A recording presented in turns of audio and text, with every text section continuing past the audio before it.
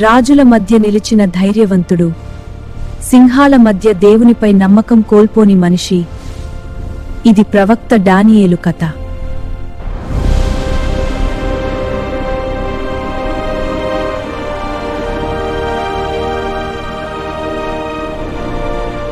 బాబిలోనుకు బందీలుగా తీసుకువెళ్లబడిన యువకుల్లో డానియేలు ఒకడు.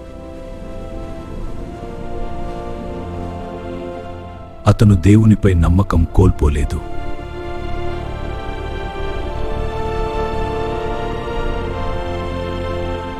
దేవుడు డానియేలుకు జ్ఞానం అర్థం చేసుకునే బుద్ధి ఇచ్చాడు.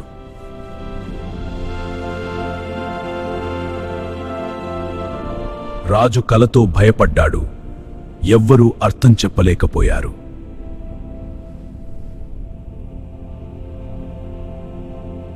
డానియేలు దేవునిని ప్రార్థించాడు. దేవుడు రహస్యాన్ని తెలియజేశాడు. డానియేలు రాజు కలను వివరించాడు. రాజు ఆశ్చర్యపోయాడు.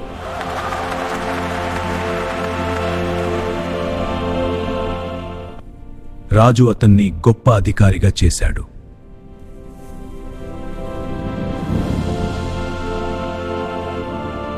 ఇతరులు అసూయపడి అతనిపై కుట్రలు పన్నారు.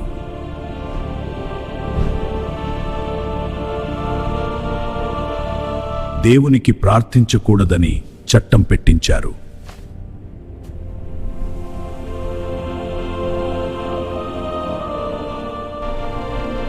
అయినా డానియేలు ప్రార్థన ఆపలేదు.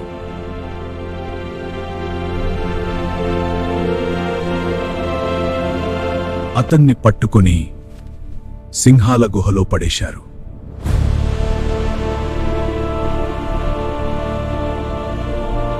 రాజు రాత్రంతా బాధతో ఉన్నాడు.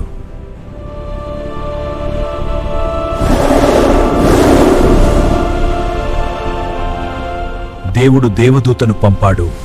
సింహాల నోళ్లు మూసివేశాడు. దేవా, నా రక్షకుడా, నా విశ్వాసాన్ని కాపాడినందుకు ధన్యవాదాలు.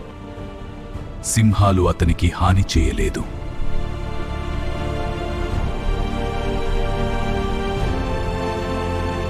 ఉదయం రాజు పరుగెత్తి వచ్చాడు.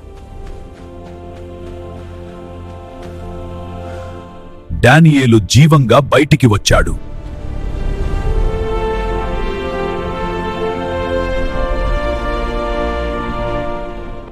అత్యున్నత దేవుడు ఎంతో గొప్ప కార్యాలు చేశాడు. అతని రాజ్యం శాశ్వతమైనది. రాజు దేవుని మహిమను ప్రకటించాడు. డానియేలు జీవితమంతా దేవునికి నమ్మకంగా ఉన్నాడు.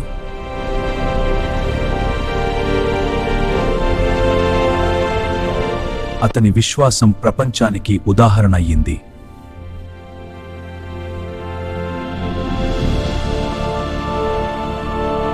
మన జీవితంలో కూడా సమస్యలు వస్తాయి.